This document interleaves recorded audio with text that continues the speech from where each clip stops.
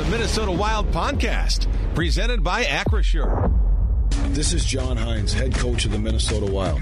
My comments are coming up shortly, but first, from the Bob Kurtz Radio Center, here's Kevin Fallness.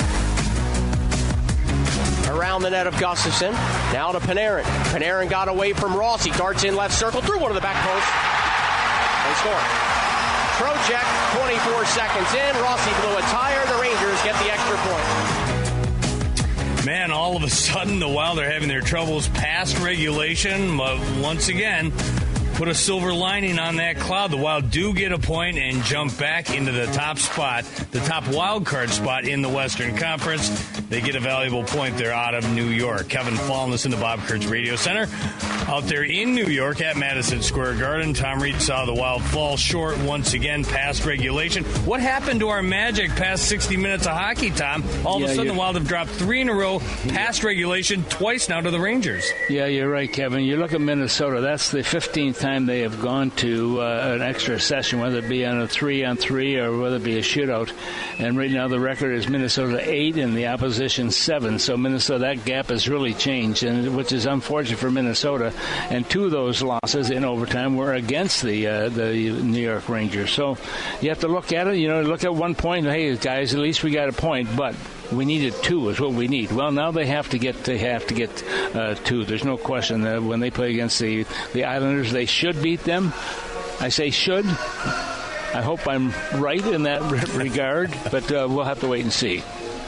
Yeah, I hope you're right indeed. The Islanders are skidding towards the finish mark. Now have lost 6 consecutive games. Haven't played since Tuesday. Well, today's Wednesday, so I guess it wasn't that long ago. But they lost 4-1 to the Lightning last night on home ice. And again, that's 6 consecutive losses. In this one, the overtime loss to the Rangers, Tom. Who gets Tom Reed's catalyst of the game?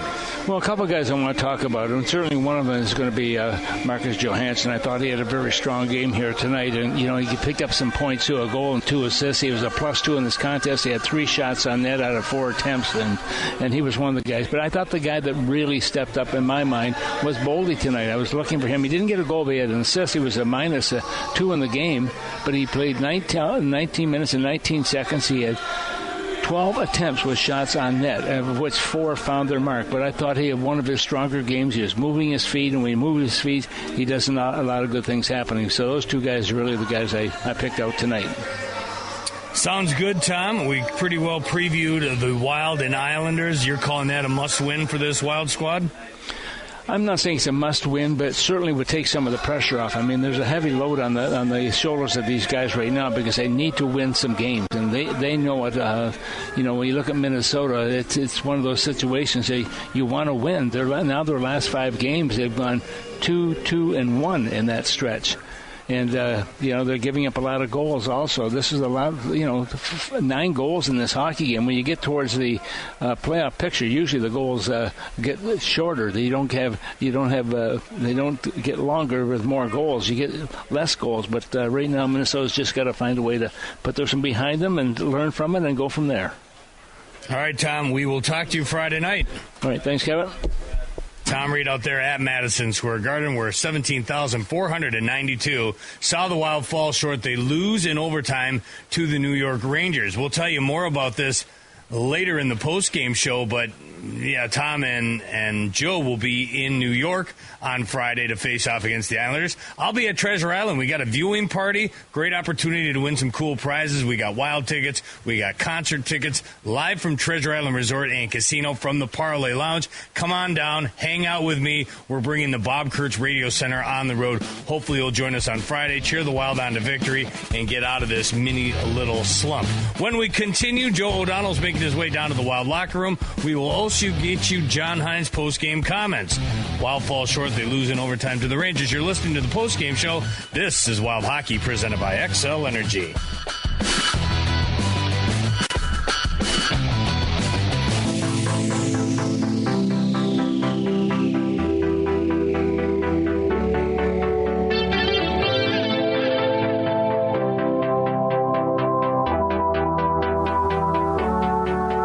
Wild fall to 0-0-2 to open up this 3-game road road trip. That's 2 out of a possible 4 points with a shootout loss in New Jersey. Tonight, it's an overtime loss to the New York Rangers. Let's pause 10 seconds for station identification. You're listening to Wild Hockey, presented by XL Energy.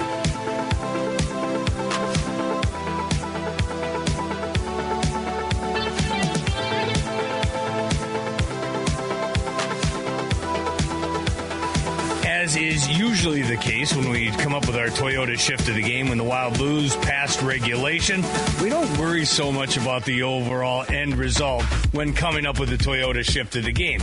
Of course, in the grand scheme of things, it would go to the Rangers and Trocheck for the overtime winner. From a Wild vantage point, they need points, and they need them in the worst way. Tonight, they have to settle for one. They don't get it unless Marco Rossi cleans up the loose change in the blue paint. He does so, ties the game at 4, and delivers the Toyota shift of the game.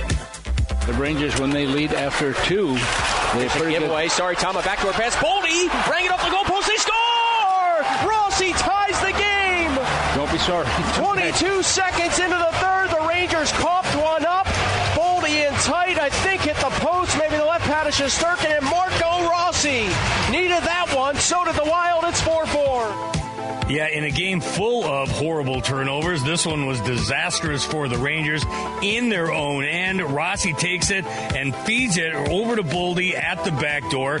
He hits the crossbar, but it falls right into the blue paint. Rossi's there to sweep it home, finishes the job early on in the third period, ties the game at 4, and delivers the Toyota shift of the game, presented by Toyota, official vehicle of the Minnesota Wild. Huge because that does tie the game, gets us past regulation. Although the Wild had to kill a couple of penalties in that third period. That was kind of annoying, was it not? But Rossi delivers his 23rd of the season. It's a big one, and it's his second goal since the start of March. Over the course of 18 games, 2 goals for Marco Rossi. Gets a big one tonight, and the Toyota shift of the game. Wild lose 5-4 in overtime to the Rangers. Joe O'Donnell is next. This is Wild Hockey, presented by XL Energy.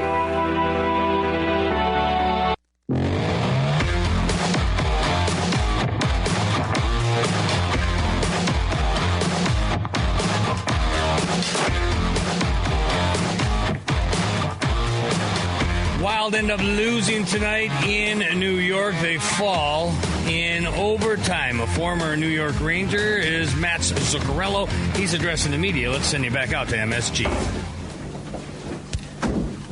That's just the way it's been going lately. How frustrating, too, when you just have to overcome turnovers and just kind of some self-inflicted mistakes as a team. I know it's hard enough to score right now, but I'm sure that was frustrating, too, the way the game was kind of going both sides that way. Yeah, I know. I mean, I'm never happy with 1 point, you know. I don't think anyone is. But I mean, mistakes happen in a game. We fight through it as a team. You know, everyone makes mistakes now and then it ends up in the net, and there's nothing we all do at times. Sometimes you're unlucky, they score. It's part of the game, you know, those guys out there. So it's no blame on anyone other than us in here. Tyler created a lot of chances and stuff like that, but I mean, they have a lot of shots. They shoot, and but I think we created a pretty good offensive game today, to be honest with you, compared to what we had before. But I mean, got to keep it out on net. How do you look at these last 2 games? Because you definitely played well enough to win both of them. But you also know that you need to win some games here just to not just make the playoffs, but also feel good about yourself. I mean, it doesn't. It's almost more frustrating to lose a game when you play well than when you play bad. You deserve to win, but. And today we scored some goals. We creating a lot. So this is a game that I thought we had a chance to win. But I mean, it's frustrating to be honest with you. It's a place in a game that you want to win, and especially at this time of year, and everyone behind us is winning, and so obviously it's nothing we're happy about, and I mean it's hard right now, you know. Some mistakes end up in the back of the net, and that happens. You got to move on and ready for our next game. We got 2 points here in 2 games, and we can get 2 next game. It's a decent road trip, so I'm going to take it that way. John said this morning that Kirill got really good news yesterday, and it's going to be cleared for contact, and we're starting to see the light at the end of the tunnel. I mean, how exciting is that for the team, boost-wise, and what do you think this has been like for Kirill? I mean, I think it's been the same for Kirill as everyone else that is injured. It's frustrating, especially for him that we're playing with 2 of our biggest top players out. So obviously it's a big boost for the team to get him back and welcome them back. But I think the team, we need to play good as a team to help them get back in the flow. We can't expect those 2 guys to come back and turn everything around by themselves. We got to help them ease into the game, and so. But I think it's a step in the right direction the last couple of games that we've played. Better and creating more, at least. A little bit more patient, a little bit more making the plays that need to be made in the O zone. So I think in that terms, I don't think we did enough of that in a stretch here. We didn't create enough to score. So I mean, obviously it's frustrating to lose, but when you don't create to score, it's hard to win games. So I think we created a bunch of chances. If we can keep it up this way and keep it out of our net, hopefully we can get those 2 guys back and get in the playoffs and hopefully do well. There you go, Matt Zuccarello addressing the media out there in New York. Yeah, the Wild lose the hockey game. They do get a point. They've got 2 out of 4 on the 3-game road trip, but that's the best thing to come out of the trip to New York and out east is the fact that 97 and 14 met with their doctors, and apparently everything is trending in the right direction. What does that mean? Well, like Mike said, light at the end of the tunnel. We don't know if that means Friday or Sunday or sometime next week. We hope at some point before the end of the regular season, we'll see those guys put on their skates and get back out there with their teammates and help them down the home stretch and get some more valuable points as they try to secure their spot in the Stanley Cup playoffs. But still, every point counts. Again, the Wild get that 89th point tonight and climb back into a first-place tie for the first wild card spot with the St. Louis Blues, I should say. And they have the tiebreaker because that's just the way it is. I have said so, and it is written. We're going to take a break, then we'll get to John Hynes' post-game comments. It's an overtime loss for the Wild, but they do get a point. You're listening to Wild Hockey, presented by XL Energy.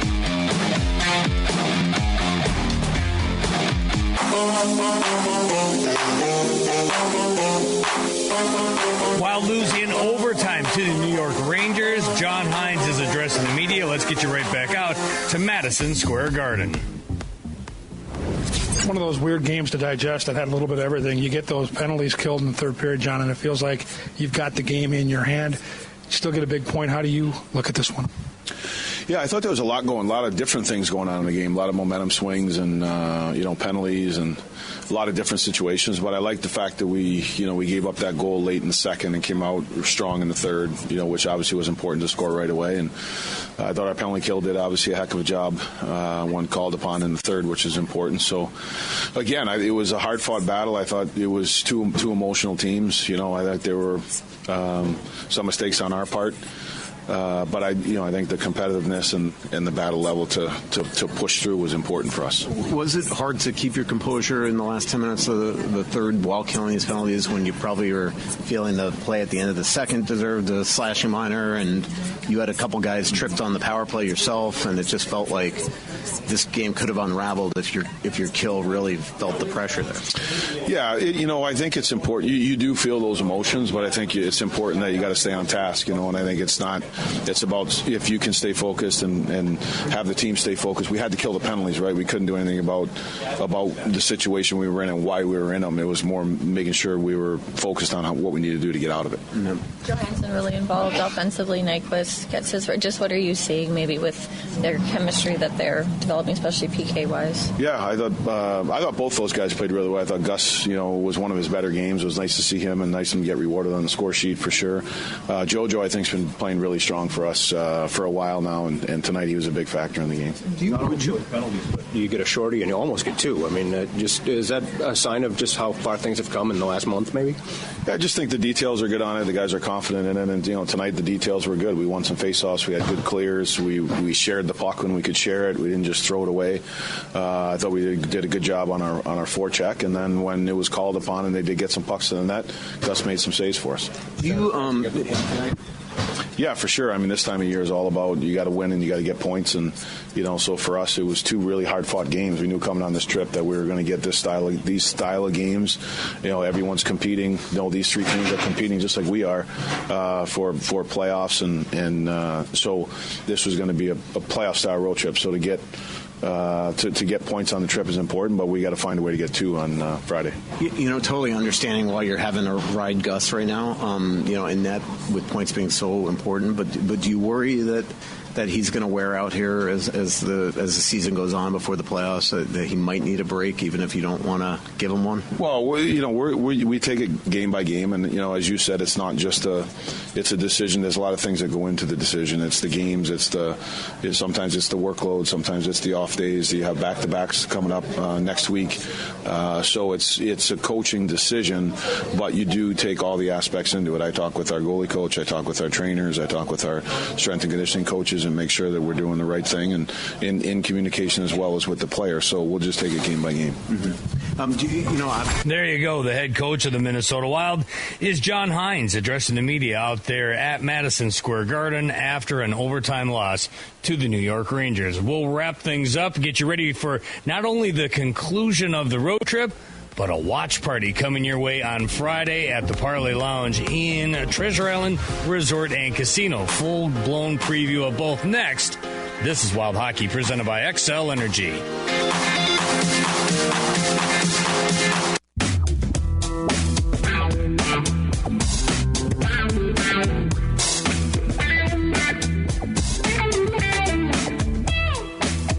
Yeah, positivity. That's all we got to look at.